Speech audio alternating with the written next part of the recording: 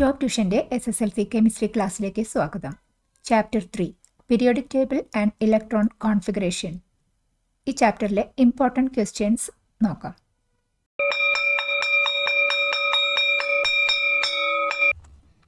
Question: what is the main difference between orbit and orbital? Orbit and orbital എന്താണ് അത് തമ്മിലുള്ള വ്യത്യാസം? Orbit എന്ന വേർഡ് ഉപയോഗിച്ചത് നീൽസ് ബോർ ആറ്റം മോഡലിൽ ഇലക്ട്രോൺസ് ഒരു ഡെഫിനിറ്റ് പാത്ത് കൂടെയാണ് ന്യൂക്ലിയസിന് ചുറ്റും കറങ്ങിക്കൊണ്ടിരിക്കുന്നത്. ആ പാത്തിനെയാണ് ഓർബിറ്റ് എന്നത് കൊണ്ട് ഉദ്ദേശിച്ചത്. ഇനി ഓർബിറ്റൽ ഇലക്ട്രോണിൻ്റെ പാത്ത് ക്വാണ്ടം മെക്കാനിക്കൽ മോഡൽ എങ്ങനെയാണ് ഡിഫൈൻ ചെയ്തത്? ആ സമയത്താണ് ഓർബിറ്റൽ എന്ന വേർഡ് ഉപയോഗിച്ചിട്ട്. ക്വാണ്ടം മെക്കാനിക്കൽ മോഡൽ അനുസരിച്ചിട്ട് ഈ ഇലക്ട്രോൺസ് ഒരു ഡെഫിനിറ്റ് പാത്തിൽ കൂടെ അല്ല ട്രാവൽ ചെയ്യുന്നത്, അത് മൂവ് ചെയ്യുന്നത് ഒരു 3 ഡയമെൻഷണൽ റീജിയൻ, ന്യൂക്ലിയസിന് ചുറ്റുള്ള ഒരു 3 ഡയമെൻഷണൽ റീജിയൻ. ആ 3 ഡയമെൻഷണൽ റീജിയനിൽ ഇലക്ട്രോണിനെ കാണാൻ ഏറ്റവും ചാൻസ് കൂടിയ ഏരിയ, അതാണ് ഈ ഓർബിറ്റൽ എന്നതുകൊണ്ട് ഉദ്ദേശിക്കുന്നത്. ഓർബിറ്റും ഓർബിറ്റലും തമ്മിലുള്ള കീ ഡിഫറൻസ്, ഓർബിറ്റ് എന്ന് പറഞ്ഞാൽ ഒരു ഡെഫിനിറ്റ് ആയിട്ടുള്ളൊരു പാത്താണ്. പക്ഷേ ഓർബിറ്റൽ അത് ഒരു ഇലക്ട്രോണിനെ കാണാൻ ചാൻസ് കൂടിയ ഒരു ഏരിയ എന്ന അർത്ഥത്തിലാണ് ഓർബിറ്റൽ ഉപയോഗിച്ചത്. Question: explain the significance of principal quantum number n. Principal quantum number എന്നാൽ നമ്മൾ പറയുന്ന ഷെൽ നമ്പർ പറയില്ലേ, അത് തന്നെയാണ് പ്രിൻസിപ്പൽ ക്വാണ്ടം നമ്പർ. അതിൻ്റെ സിഗ്നിഫിക്കൻസ് എന്താണ്? എന്നിൻ്റെ വാല്യൂ കിട്ടിക്കഴിഞ്ഞാൽ നമ്മൾ പറയും അതാണ് മെയിൻ എനർജി ലെവൽ. N2 എന്ന് പറഞ്ഞാൽ എനർജി ലെവൽ 2, അങ്ങനെയാണ് നമ്മൾ അർത്ഥം വയ്ക്കുന്നത്. എന്നിൻ്റെ വാല്യൂ 1 2 3 4 എന്ന് പറഞ്ഞിട്ട് അങ്ങനെ പോകും. ഈ 1 എന്ന് പറഞ്ഞാൽ ഫസ്റ്റത്തെ shell K shell, 2 L shell, 3 M shell, 4 N shell, അങ്ങനെയാണ് പോകുന്നത്.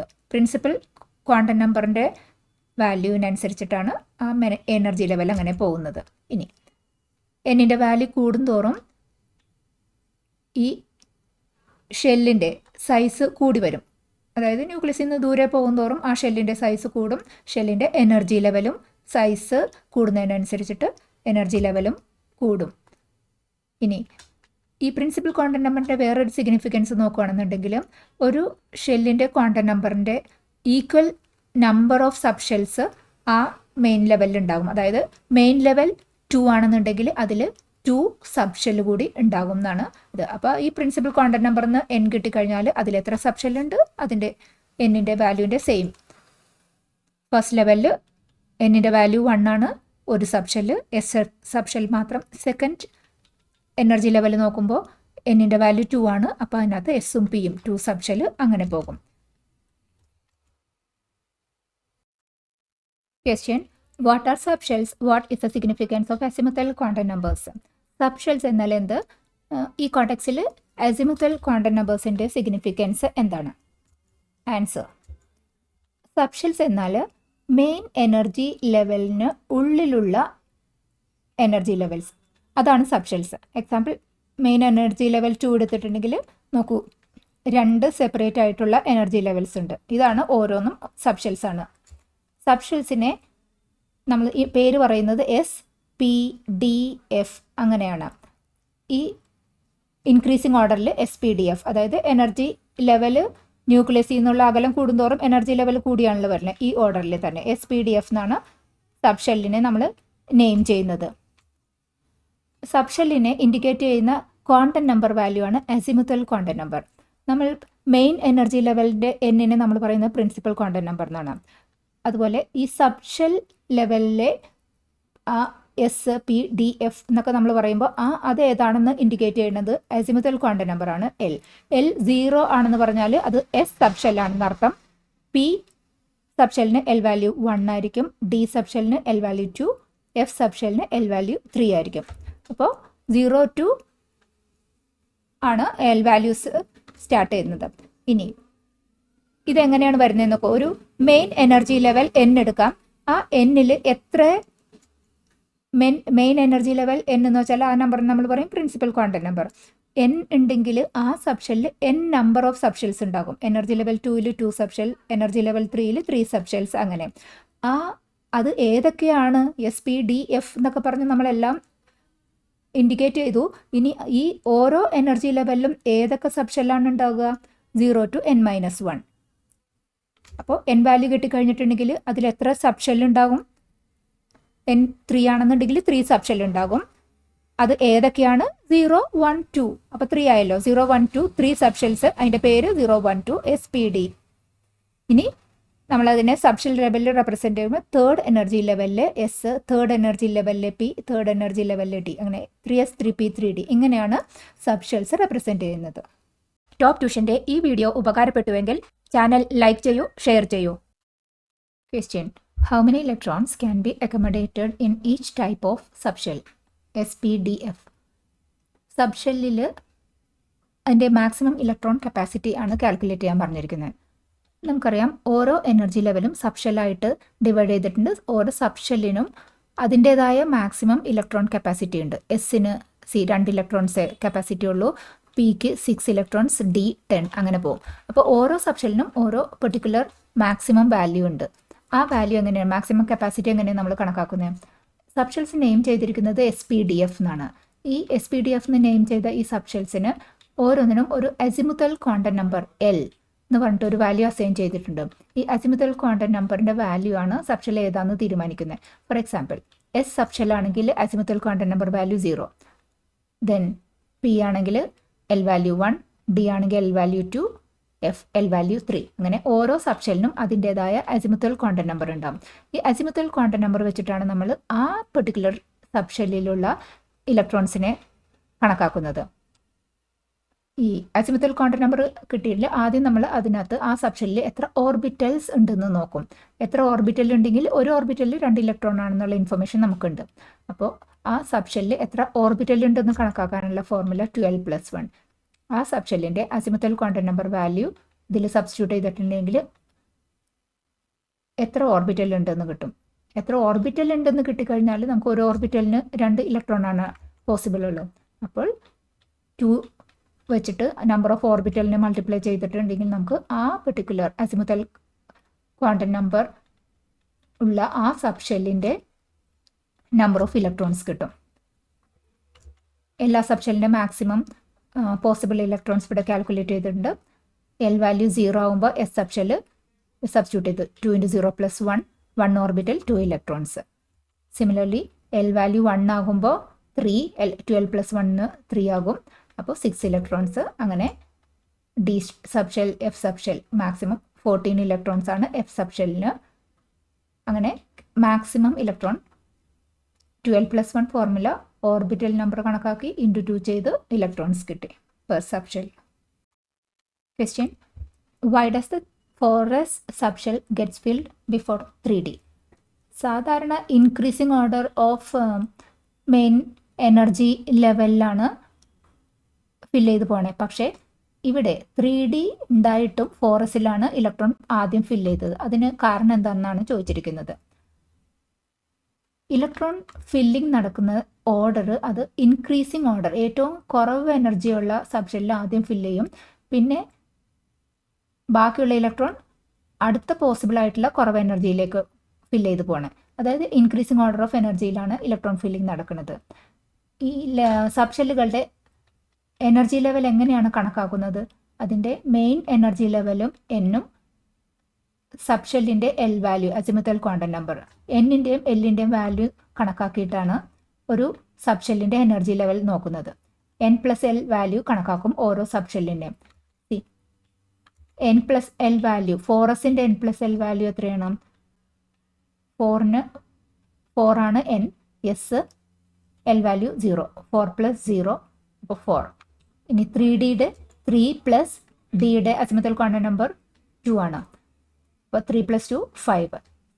മെയിൻ എനർജി ലെവൽ 4ന് കൂടുതലാണ് എങ്കിലും 4sന് കൂടുതലാണ് എങ്കിലും അതിൻ്റെ n+L വാല്യൂ 3Dയേക്കാളും കുറവാണ്. അതായത് എനർജി ലെവൽ 3Dയേക്കാളും കുറവാണ്. അതുകൊണ്ടാണ് 4s 3Dയേക്കാളും മുമ്പിൽ ഫിൽ ചെയ്യുന്നത്. Question: how is the group number of A D block element determined from it's subshell electron configuration? ഒരു സബ്ഷെൽ ഇലക്ട്രോൺ കോൺഫിഗറേഷൻ തന്നാൽ ഒരു D ബ്ലോക്ക് എലമെൻറ്റിൻ്റെ ഗ്രൂപ്പ് നമ്പർ എങ്ങനെയാണ് കണക്കാക്കുന്നത്? ഒരു എക്സാമ്പിൾ SC അതിൻ്റെ ഗ്രൂപ്പ് നമ്പർ കണ്ടുപിടിക്കാനും പറഞ്ഞിട്ടുണ്ട്. ഇവിടെ ഒരു ഡി ബ്ലോക്ക് എലമെൻ്റ് എന്ന് പറയുമ്പോൾ അതിൻ്റെ ലാസ്റ്റ് ഇലക്ട്രോൺ പോകുന്നത് ഡി സബ്ഷെല്ലിലേക്കായിരിക്കും. അപ്പോൾ ഡി ബ്ലോക്ക് എലമെൻ്റ് ആണെന്ന് നമ്മൾ അങ്ങനെ ഐഡൻറ്റിഫൈ ചെയ്തു. അതിൽ ഗ്രൂപ്പ് നമ്പർ കണ്ടുപിടിക്കാനായിട്ട് ഈ ഡിയിലെയും എസ്സിലെയും നമ്പർ ഓഫ് ഇലക്ട്രോൺസിനെ ആഡ് ചെയ്യുകയാണ് ചെയ്യുന്നത്. അപ്പോൾ എക്സാമ്പിൾ നോക്കൂ. AR3D1 4s2 ഡിയുടെയും എസിൻ്റെയും ഇലക്ട്രോൺസ് ആഡ് ചെയ്യുമ്പോൾ 2 + 1 3. അപ്പോൾ ഈ എലമെൻറ്റ് ഗ്രൂപ്പ് 3യിലാണ് പെടുന്നത്. ഗ്രൂപ്പ് 3 എന്ന് പറയുമ്പോൾ 1 2 3 ഇതാണ് ഈ ഏരിയയാണ് ഗ്രൂപ്പ് 3. അതിൽ AR കഴിഞ്ഞ് 3D1 4s2 AR ഇതല്ലേ, AR കഴിഞ്ഞിട്ട് 3D1 4s2 4s1 4s2 then 3D1. അപ്പോൾ അങ്ങനെ സ്കാൻ ചെയ്യാൻ നമ്മൾ ലൊക്കേറ്റ് ചെയ്തു. Question: explain the special electron configuration of element chromium. ക്രോമിയത്തിൻ്റെ ആറ്റമിക് നമ്പർ 24 ആണ്. സാധാരണഗതിയിൽ നമ്മൾ ഇലക്ട്രോൺ ഫില്ലിംഗ് നടത്തുന്നത് ഇൻക്രീസിങ് ഓർഡർ ഓഫ് എനർജി, ഈ റൂൾ അനുസരിച്ചിട്ട് ഫോളോ ചെയ്ത് ഇലക്ട്രോൺ ഫില്ല് ചെയ്തിട്ടാണ് നമ്മൾ സബ്ഷെൽ കോൺഫിഗറേഷൻ കണ്ടുപിടിക്കുന്നത്. അങ്ങനെ 24 ഇലക്ട്രോൺസിനെ നമ്മൾ ഈ റൂൾ അനുസരിച്ച് ഫോളോ ചെയ്തപ്പോൾ കിട്ടിയ സബ്ഷെൽ കോൺഫിഗറേഷൻ ഇതാണ്. ലാസ്റ്റ് ഇലക്ട്രോൺ 3D4 4s2 വരെ പോകും.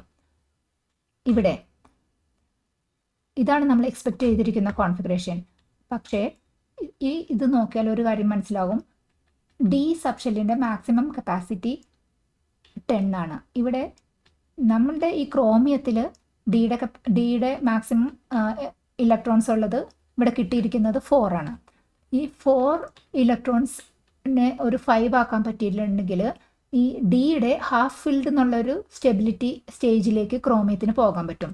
അതിനുവേണ്ടി ക്രോമിയം ഈ 4s2ൽ നിന്ന് ഒരു ഇലക്ട്രോണിനെ കൂടി എക്സ്ട്രാ പുൾ ചെയ്ത് 3D5 എന്നാക്കും. അപ്പോൾ 3D5ഉം 4s1ഉം ആകും. സാധാരണ 4s2 കംപ്ലീറ്റ് ചെയ്തതിന് ശേഷമാണ് ഇവിടെ വരാൻ പാടുള്ളൂ. ഈ എക്സ്ട്രാ ഹാഫ് ഫിൽഡ് കപ്പാസിറ്റിയിലുള്ള സ്റ്റെബിലിറ്റി കിട്ടാനുള്ള ഇൻറ്റൻഷന് വേണ്ടിയിട്ട് 1 മോർ എസ് ഇലക്ട്രോൺ എടുത്തിട്ട് 3D5 ആക്കും. ഇതാണ് ക്രോമിയത്തിൻ്റെ ഒരു സ്പെഷ്യൽ ഇലക്ട്രോൺ കോൺഫിഗറേഷൻ. അതിന് എക്സ്ട്രാ സ്റ്റെബിലിറ്റി കിട്ടാൻ വേണ്ടി ചെയ്തിരിക്കുന്ന ഇലക്ട്രോൺ റീഅറേഞ്ച്മെൻറ്റ്. ഹൈസ്കൂൾ വിദ്യാർത്ഥികൾക്കായി ചെറിയ ബാച്ചുകളായുള്ള ട്യൂഷൻ ക്ലാസുകൾക്ക് പുറമെ വീഡിയോ നോട്ടുകൾ, പതിവായുള്ള ടെസ്റ്റുകൾ, പരീക്ഷാ റിവിഷൻ എന്നിവയിലൂടെ മികച്ച വിജയത്തിനുള്ള വഴിയൊരുക്കുന്ന ടോപ്പ് ട്യൂഷൻ സെൻറ്ററിൽ ഇന്നു തന്നെ ജോയിൻ ചെയ്യൂ. Question: explain the special electron configuration of copper atomic number 29. കോപ്പറിൻ്റെ സ്പെഷ്യൽ ആയിട്ടുള്ള ഇലക്ട്രോൺ കോൺഫിഗറേഷൻ എക്സ്പ്ലെയിൻ ചെയ്യാനാണ് പറഞ്ഞിരിക്കുന്നത്. നമ്മളിപ്പോൾ കണ്ടു ക്രോമിയത്തിൻ്റെ ഇലക്ട്രോൺ ഡിസ്ട്രിബ്യൂഷനിൽ ഒരു ചേഞ്ച് വരുത്തിയ സ്റ്റെബിലിറ്റിക്ക് വേണ്ടി വരുത്തിയ ചേഞ്ച്.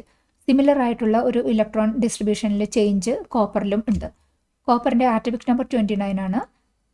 അപ്പോൾ ആ 29 ഇലക്ട്രോൺസ് ഈ ഇൻക്രീസിങ് ഓർഡറിൽ വരേണ്ടത് 3D9 4s2 വരെ എൻഡ് ചെയ്യുന്ന ഈ ഫോമാറ്റിലാണ്.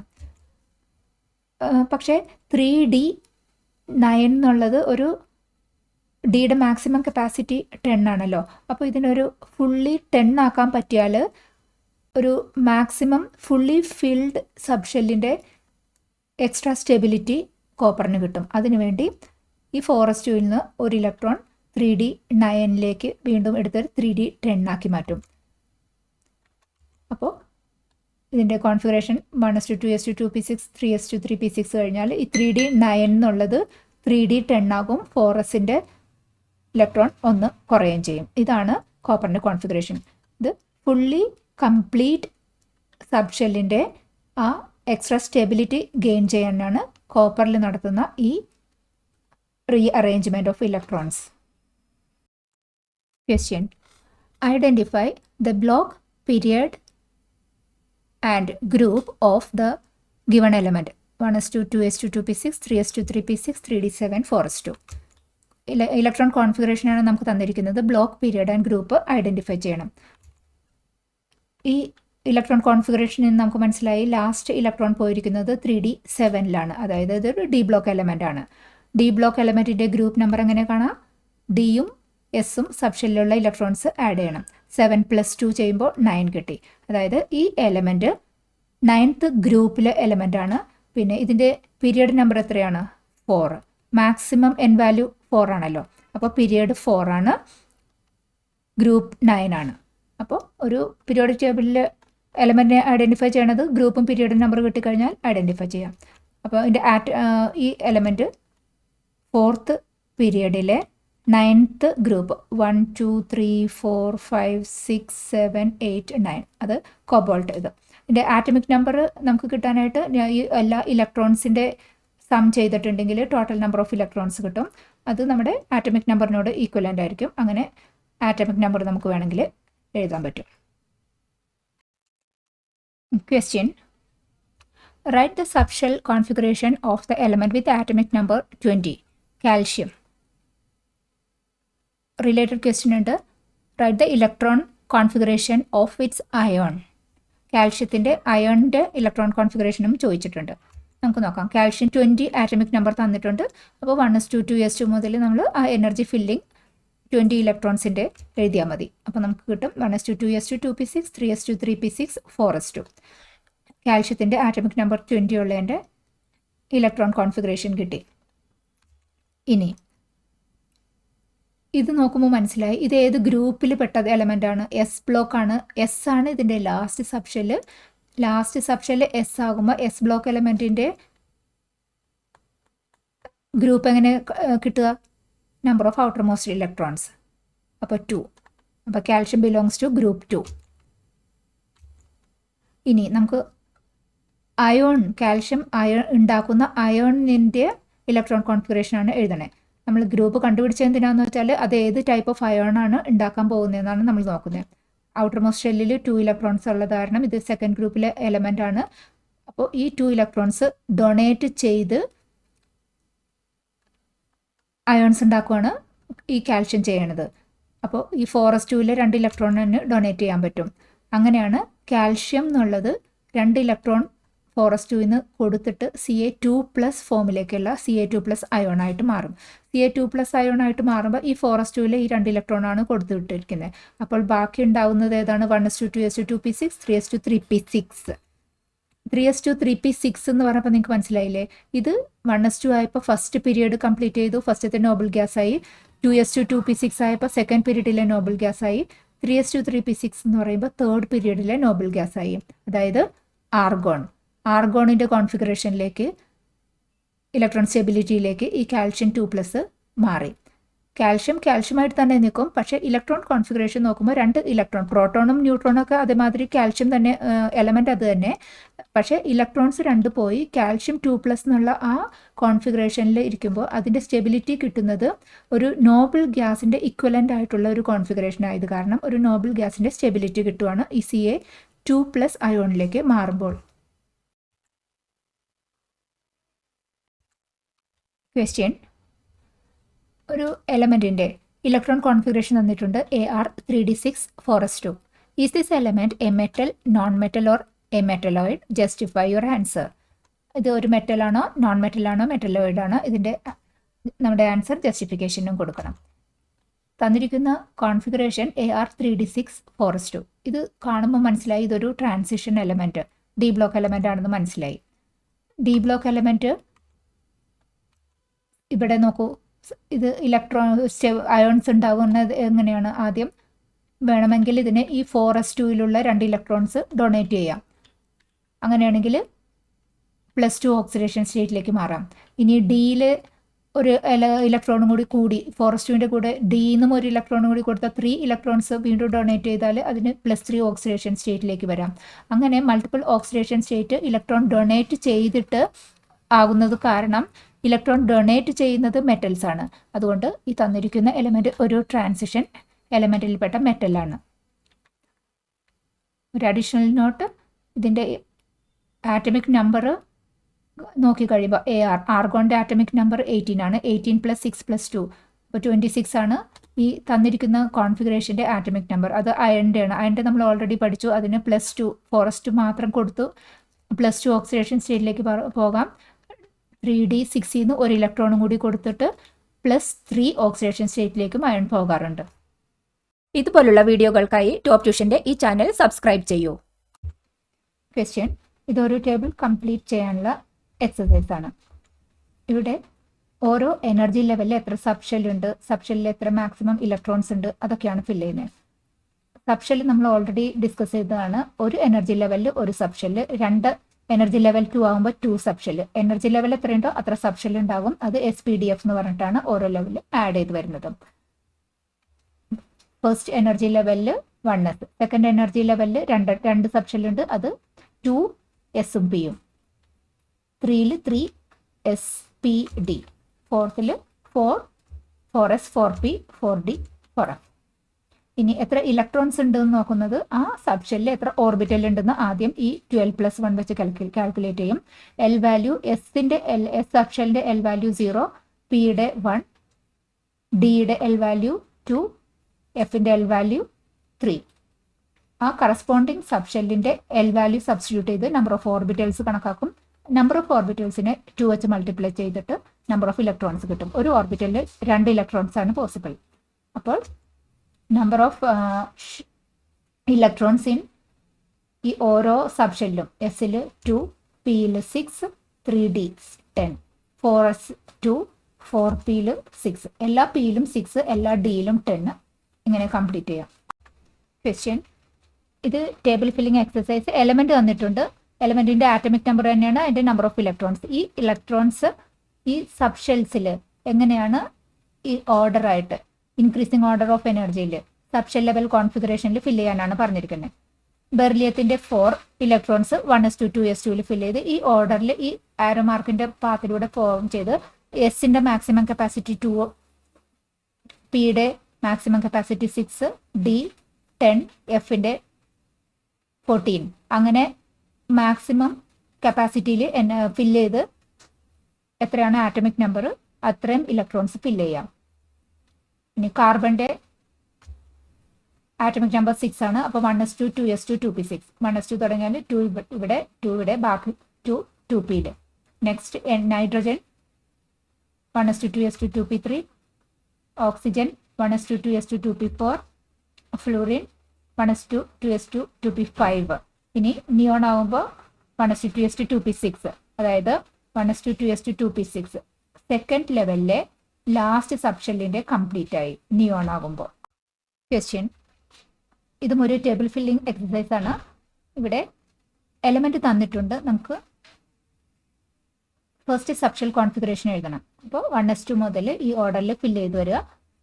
4 ഇലക്ട്രോൺ ആണ്, ആ 4 ഇലക്ട്രോൺ 1s2 2s2 പോയി.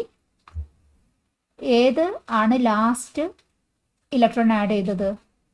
2s2. അപ്പോൾ സബ്ഷെല്ലിനെ പറയുന്നത് നമ്മൾ എനർജി ലെവൽ, മെയിൻ എനർജി ലെവലും സബ്ഷെൽ പേരും കൂടി ഒരുമിച്ച് 2s അങ്ങനെ എക്സ്പ്ലിസിറ്റ് ആയിട്ട് പറയണം.